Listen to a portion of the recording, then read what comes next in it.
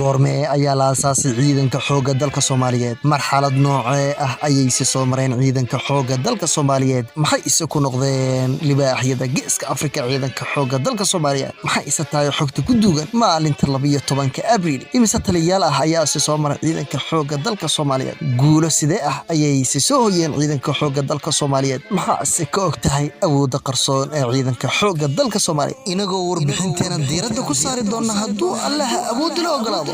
laga soo bilaabo 1960 oo ah waqtigii dhidibada loo taagay ciidanka xoogga dalka Soomaaliyeed ilaa iyo sanadan aynu ku jirno ee 2020 هذا فضلان داوضي هدي أي تاي مركي كوجو رئيسي على ركتو channel كدلمدي تيوبا هكي إلى بنا سبسكرايب تساراتات جنبريل كفرته بيج كفيسبوك جنا لايك صار سينا شار جري مقالك مع السنة أينو أوجد قلنا وربحنتنا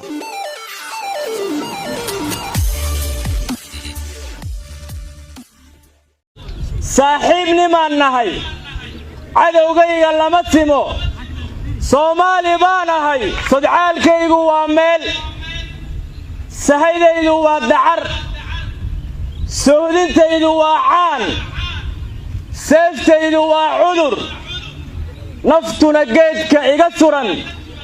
Soomaali baan ahay 12 bishii Abriil 1960 waa xilligii la aasaasay ciidanka xoogga dalka Soomaaliyeed kaas oo lagu aasaasay ciidanka kooban 8 horimood oo lagu magacaabi jiray waqtigaasi Cali Boobaye ciidankaasi ayaa tiradiisu waxa ay ahayd 2000 oo askari oo laga kala qoray 6 gobol oo ka tirsan gobolada koonfureed ee gumeystihii Talyaanigu uu xilligaasi gumeysan jiray degmo kasta waxa laga soo xulay 50 askari oo tababarka ama kruudka ciidanka ku qaatay xerada Botico oo markii dambe loo bixiyay dugsiga tababarka ciidamada ee Xalana dhanka kale gobolada waqooyi waxa xilligaasi ka jiray ciidan lagu magacaabi jiray Somali Scottish oo ka koobnaa 6 horimood iyo ciidan talis ah oo yar ciidankaasi ma lahayn wax saraakiil ah xornimada ka hor laakiin waxa tababar dibadda ah loogu diray markii ay soo dhawaatay xornimada rag uu ka mid ahaa Xasan Cabdulle Walan Walkayd horimahaasina waxa lagu magacaabi jiray 1 A Company 2 B Company 3 C Company 4 D Company 5 E Company 6 F Company ciidanka waqooyiga markii xornimadu ay soo dhawaatay waxa la kala dooransiiyay in la rusqeeyo oo xaqooda la siiyo iyo in xaqooda loogu wareejiyo dawladda Soomaaliyeed ee dhalan doonta waxaana sidaas dooransiiyay gumeysihii Ingiriiska ee xilligaasi maamuli jiray gobolada waqooyi waxay doorteen in xaqooda loogu wareejiyo dawladda Soomaaliyeed ee dhalan doonta sida la sheekayna waxa xaqooda dawladda Ingiriisku ay ugu dhiibtay Allah u naxariistee Maxamed Xaaji Ibraahim Cigaal waqtigii xorriyadda loo dagaalamayay ciidamada Somali Scottish Regiment waxay ka qayb qaateen halgankii xornimo u dirirka ahaa ee SNL qaar badan oo iyaga ka mid ah waa la rusqeeyay halka kuwa kalena la xirxiray sooyaalka taariikheed ee ciidanka xoogga dalka Soomaaliyeed waa mid aan la soo koobi karin balse maamulkii xorriyad gaarsiinta ee Talyaaniga ee magacooda marka la soo gaabiyo loo yaqaanay AFIS wuxuu ka soo dhex saaray ciidankii booliska raggii u badnaa ciidankii hore wuxuuna ka dhigay xidig sugayaal iyadoo uu xiray xidig madow raggaasoo tiradoodu ay gaarsiisneyd xilligaasi ilaa iyo 20 ruux waxaana ka mid ahaa Daawud Cabdulle Xirsi Maxamed Abshir Muuse Maxamed Ibraahim Axmed Liiqliqato Maxamed Caynaanshe Guuleed Xuseen Kulmiye Afrax Maxamed Siyaad Barre Maxamed bin Khamiis Hilowle Dhegnaas Maxamuud Hadafow Cabdulle Sandheere Jaamac Aw Muuse Cabdulle Barre Qalay Cali Cilmi Barre Maxamed Cali Mire Cusmaan Safriye Cali oo ku magac dheeraa Cusmaan Sonkor Ismaaciil Maxamed Darbiyo Salaan Cabdulle Caragubatay Surwaal Gaab dhammaan raggaasi waxay nasiib u yeesheen in tababarka dalka dibaddiisa loogu diro gaar ahaan dalka Talyaaniga halkaasi oo ay markii dambe ka soo barteen xeeladaha iyo tabaha kala duwan ee loo carbiyo ciidamada militariga iyagoo loo kala qaybiyay dhowr kooxood kooxdii koowaad ee ugu horeysay ee loo diray koorsadii tababarka ee Talyaaniga waxaa loo diray sanadkii 1952 iyagoona soo qaatay tababarka ciidanka ciidanka militariga raggii ka faa'iidaystay tababarka waxay kala ahaayeen daa'uud cabdulle xirsi, maxamed abshir muuse, maxamed caynaashe gule, maxamed ibraahim axmed liiqi qato, xuseen kulmiye afrax, maxamed siyaad barre cabdille, maxamed bin khamiis, cabdalla sandheere. sidoo kale kooxdii labaad ee loo diray koorsadii talyaaniga sanadkii 1953 ay soo qaatay tababarkii ciidanka militariga waxay iyagana kala ahaayeen jaamac caw muuse, maxamed cali mire, cabdulle barre qalaaye, cali cilmi barre, cusmaan sabriye cali sonkor, ismaaciil maxamed oo ku magac dheeraa eliteria. kooxdii saddexaad ee iyagana loo diray koorsadii talyaaniga sanadkii 1954 ee soo qaatay tababarkii ciidanka militariga iyaguna waxay kala ahaayeen maxamed cali samatar, salaad kabayre kadiye, maxamed faarax xasan caydiid, cilmi nuur tarey,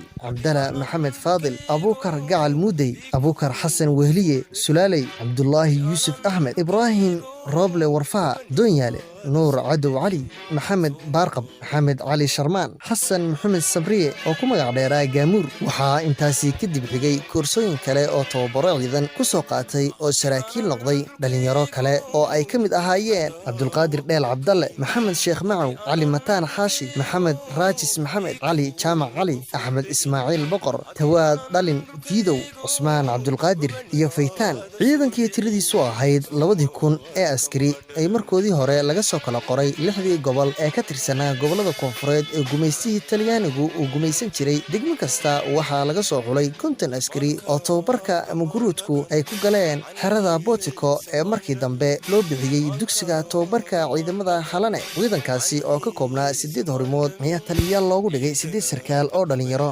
isla markaasna qaatay darajada kabtan ama dhamme. saraakiisha waxay kala ahaayeen dhamme maxamed cali samatar, taliyaha horinta koowaad, dhamme salaad gabayre kadiye, taliyaha horinta labaad, dhamme maxamed faarax xasan caydiid, taliyaha horinta saddexaad, dhamme cilmi nuur tarey, taliyaha horinta afraad, dhamme cabdalla maxamed faadil, taliyaha horinta shanaad, dhamme abuukar gacal muudey, taliyaha horinta lixaad, dhamme abuukar xasan wehliye, taliyaha horinta toddobaad, laba xidigle cabdulqaadir dheel cabdulle, taliyaha horinta sideedaad. kadib markii uu ciidan ku dhammaystay tababarka waxaa loo kala qaybiyey 4 qaybood iyagoona la kala dejiyey 4 saldhig oo ku kala yaala magaalooyinka muqdisho, beledweyne, hargeysa iyo baydhabo. qaybta koowaad waxaa loo bedelay magaalada hargeysa, qaybta labaad waxaa loo bedelay magaalada beledweyne, qaybta saddexaadna waxaa loo bedelay magaalada baydhabo, halka qaybta afraadna lagu reebay magaalada muqdisho. taariikhda ciidanka xoogga dalka Soomaaliyeed waxay soo martay heerar iyo marxalado kala duwan oo mid waliba leh qiimaheeda gaarka ah, balse mudane cabdilaahi ciise maxamuud 12 abriil 1960 waxa uu ku dhawaaqay dhismaha ciidanka xoogga dalka Soomaaliyeed isagoo hore u seexayna digreeto lambar 15 ee 6 abriil 1960 lagu dhisay ciidanka xoogga dalka Soomaaliyeed. sidaas ayayna 12 abriil u noqotay maalinta loo dabaaldego maalinta ciidanka xoogga dalka Soomaaliyeed.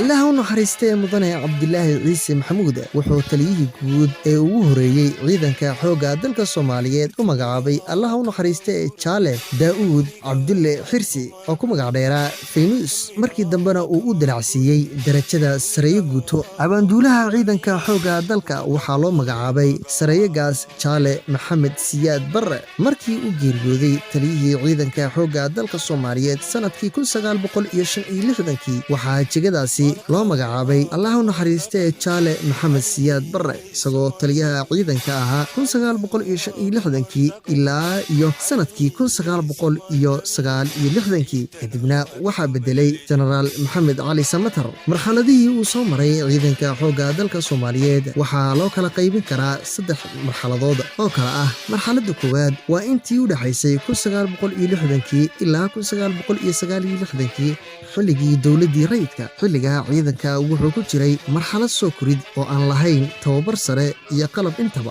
Inkastoo ciidanka tiro ahaan iyo tayo ahaanba uu aad u dhisnayn, haddana wuxuu guulo taariikhi ah ka soo hooyey dagaalkii 1964 uu la galay ciidanka xabashida Itoobiya oo ay adduunkii oo dhan ay la yaabeen sida dowlad 4 sano jir ah ay ugu adkaan karto ciidan boqortooyo ah oo 300 oo sano soo jiray kana ciidan iyo saanad badan. Marxaladii labaad ee dhismaha ciidanka xoogga dalka Soomaaliyeed waxa uu ahaa intii u dhaxaysay sanadihii 1969 ilaa iyo 1990 oo ah xilliga dowladdii militariga ay gacanta ku haysay hoggaanka talada dalka. Xilligaasi ciidanka xoogga dalka Soomaaliyeed waa xilligii uu ugu dhismo iyo tababar badnaa, waxaana la balaariyey dhismihii ciidanka. Waxaa la dhisay ciidanka lugta iyo qaybaha kale ee ciidanka difaaca oo markii hore ahaa horimo gaar ah. Sidoo kale waxaa la balaariyey qaybihii gobolada dalka, kuwaas oo ay xarumo u ahaayeen magaalooyinka Muqdisho, Dhuusamareeb, Hargeysa, Burco, Baydhabo iyo Kismaayo. Ciidanka xoogga dalka Soomaaliyeed xilligii dowladihii militariga wuxuu gaaray xagga dhismaha iyo farsamada heer aad u sareeya, wuxuuna ka soo qayb galay dagaalo iyo howlgallo nabad ilaalin oo nabadgelyada loogu soo celinayo dalalka ka tirsan qaaradda Afrika, taas oo uu ku kasbaday in loogu yeero ciidanka xoogga dalka Soomaaliyeed libaaxyada Afrika. Ciidanka xoogga dalka Soomaaliyeed wuxuu mar kale dagaal ula galay sanadkii 1977 ciidamada xabashida Itoobiya, kaasoo isna noqday dagaal kale oo runtii taariikh reebay oo ka yaabiyey dowladihii waaweynaa ee Ruushka iyo Mareykanka. Ciidanka xoogga dalka Soomaaliyeed haddii dagaalkaas dowladda Ruushka aysan soo faragelin lahayn, waxaa hubaal ahaa in Itoobiya gacanteeda uu ka bixi lahaa dhulka Soomaali galbeed. Marxaladii saddexaad ciidanka xoogga dalka Soomaaliyeed laga soo bilaabo 1980 markii laga soo noqday dagaalkii 77 waxaa ku bilowday nusqaamid kaasoo sii socday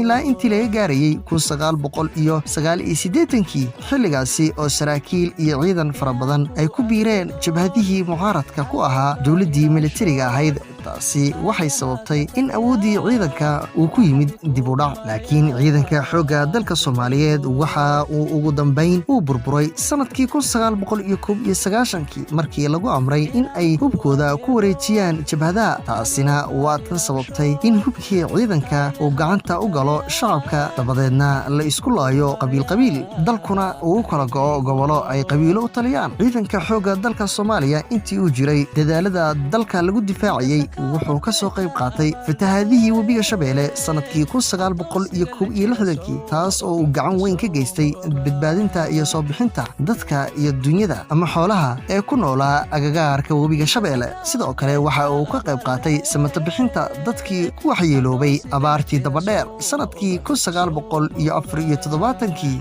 dalkeena ka dhacay iyo dib u dejintii dadkaasi markii dambe la dejiyey dhulbeereedka xeebaha sida Kunturwaari, Shabeelle, Dujuuma iyo xeebaha Cadalle iyo Baraabe, loona bixiyey markaasi dhulkii danwadaagaha. Ciidanka xoogga dalka Soomaaliyeed wuxuu kaloo ka qayb qaatay kaalin muhiim ah oo uu ka ciyaaray ololihii bacdacelinta Shalaambood ee gobolka Shabeellada Hoose. Ciidanka xoogga dalka Soomaaliyeed waxaa dib loo abaabulay xilligii dowladihii kumeel gaarka ahaa, iyadoo ujeedadu ay ahayd in dib loo soo celiyo qaamka uu ciidankii xoogga dalka Soomaaliya ku lahaa gobolka ama qaaradda Afrika. Ciidanka xoogga dalka Soomaaliyeed isagoo weli ku jira dib u dhiskii iyo qalabayntii, dana wuxuu durba guulo lagu fahmi karo ka soo hooyey dagaalka lagula jiro ururka Al-Shabaab, isagoo garab ka helaya ciidamada midowga Afrika ee AMISOM si dib loogu soo celiyo nabadgelyada iyo horumarka dalka. Sidoo kale waxay guulo wax ku ool ah ka soo hooyeen xuduudaha Kenya iyo Soomaaliya, iyagoona maleeshiyaadkii iyo ciidankii Kenyaanka ahaa orod ku geliyey Mandera. Ugu dambeyntii ciidanka xoogga dalka Soomaaliyeed waxaa soo maray taliyayaal kala duwan oo sumcad iyo maamuus ballaaran ku leh ciidanka dhexdiisa iyo ummadda Soomaaliyeedba, waxaana u kala qaadi doonaa laba qaybood oo kala ah intii u dhaxaysay 1960 ilaa 1990 iyo 2010 ilaa iyo sanadkan aynu ku jirno ee 2020. haddii aynu ka horeyno 1960 ilaa 1990 waxaa soo xukumayay Generaal Daawud Cabdulle Xirsi, Generaal Maxamed Siyaad Barre, Generaal Maxamed Cali Samatar oo 2 jeer isagoo xilka qabtay, Generaal Cumar Xaaji Masalle, Generaal Aadan Cabdullaahi Nuur oo oo ku magac dheeraa aadan gabyo jenaraal maslax maxamed siyaad aynu u nimaano 2000 ilaa iyo 2020 oo ah sanadkan aynu ku jirno intii taliyayaal ee soo maray ciidanka xoogga dalka Soomaaliyeed jenaraal Ismaaciil Qaasim Naaji jenaraal Cabdi Axmed Guuleed jenaraal Cabdullaahi Cali Cumar in libaxsan ka taabtay jenaraal Saalax Xasan Jaamac oo ku magac dheeraa Saalax Liif jenaraal Saciid Maxamed Xirsi oo ku magac dheeraa Saciid Dheere jenaraal Yuusuf Xuseen Cismaan oo ku magac dheeraa Dhuumaal jenaraal Maxamed Geele Kaahiye jenaraal Cabdulqaadir Sheekh Cali Diini jenaraal Daahir Aadan Cilmi oo ku magac dheeraa Indhaqarshe oo 2 jeer isagana xilka hayay jenaraal Maxamed Aadan Axmed oo ku magac dheeraa jenaraal Buud jenaraal Axmed Jimcaale Geedi oo ku magac dheeraa Curfiid oo isna 2 jeer hayay xilka jenaraal Cabdiweli Jaamac oo ku magac dheeraa Gorod taliyihii ugu dambeeyay ee ciidanka xoogga dalka haya waa jenaraal Odawaa Yuusuf Raage taariikhda ciidanka xoogga dalka Soomaaliyeed intan kuma koobna waa ay ka sii badan tahay laakiin waxaan ka soo qaatay inta ugu muhiimsanayd wallaahi hadlayaaba ha iska hadlee kii wax mucaaradayna haba mucaaradee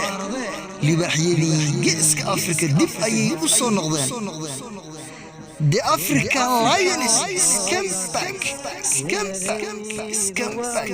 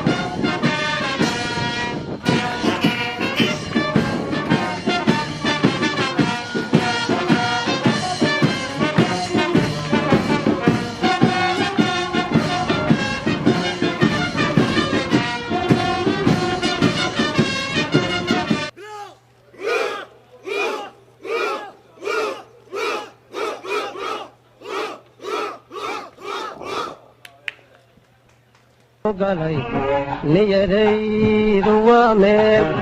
haddii aanan soo noqon calankayga nuuro allahayo ku nabadgeli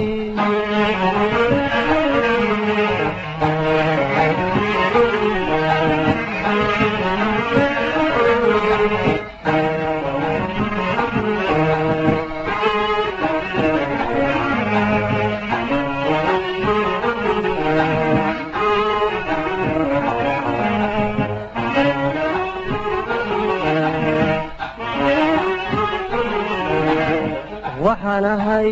naftii hore waxaan ahay naftii hore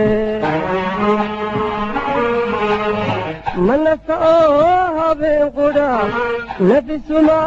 casheeye naaquudayaashii nacabkaan ilaashaa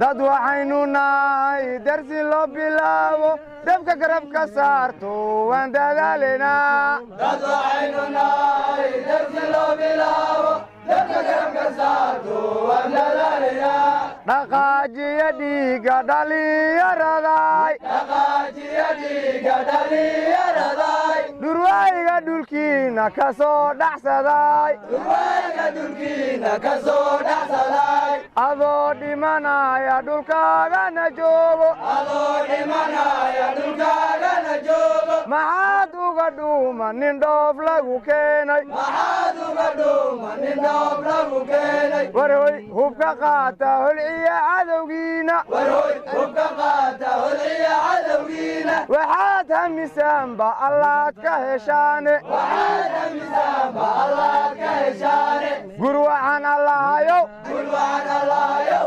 guulaystayaasha guulaystayaasha gulwaxan